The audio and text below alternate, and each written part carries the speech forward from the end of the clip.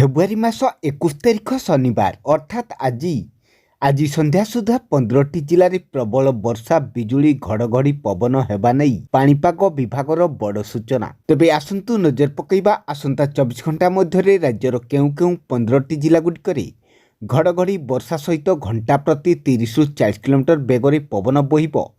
तेबे से सबूर संपूर्ण खबरटी जानापी भिडियोटी शेष पर्यंत निहाती भावे देखंतु। आउ जदि ता पूर्व आम ओजेन ओडिया चैनल टी नुआ करी आसतिले एबे ही सब्सक्राइब कर दियंतु आउ पाखर थिबा बेल आइकन टी दबाई दियंतु।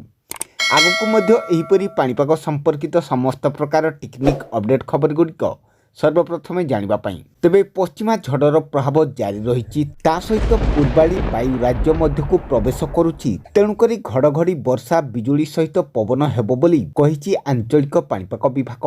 अन्यपक्षे गोटे लघुचाप पूर्व भारत महासागर एवं एहार पार्श्ववर्ती दक्षिण पश्चिम बंगोपसागर अंचल एक लघुचाप क्षेत्र सृष्टि होइछि, जहाँ पश्चिम उत्तर पश्चिम दिगरे गति करी एहा आसंता 24 घंटा मध्यरे श्रीलंकार दुर्बल होबार संभावना रही बोली पाणीपाग विभाग कहिछि। तेबे सृष्टि होइतिबा लघुचाप प्रभाव ओडिशा उपरे पड़िबो नाही। तेबे आगामी 24 घंटा मध्यरे गोटे लघुचाप दुर्बल होउथिबा बेले आउ गोटे लघुचाप दाना बांधुछि। तेबे भारत महासागर एवं एहार पार्श्ववर्ती दक्षिण पूर्व बंगोपसागर एक घूर्णिबलय सृष्टि होइछि। तेबे एहार गतिपथ आगको स्पष्ट हेबा नै कहिछि पाणीपाग विभाग।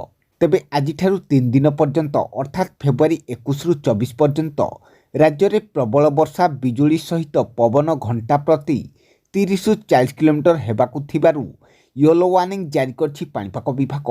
आउ उक्त जिलागुड़िक मध्यरु बालेश्वर, भद्रक, जाजपुर, केन्द्रापड़ा, जगतसिंहपुर, कटक, खोर्धा, पुरी, केन्दुझर, मयूरभंज, नुआपड़ा, नवरंगपुर, कलाहांडी, कोरापुट, मालकानगिरी एही 15टी जिले काल बैशाखीर प्रभाव 3 दिन पर्यंत जारी रहिबो। तेणुकरी सतर्क सूचना जारी करछि आंचलिक पाणीपाग विभाग।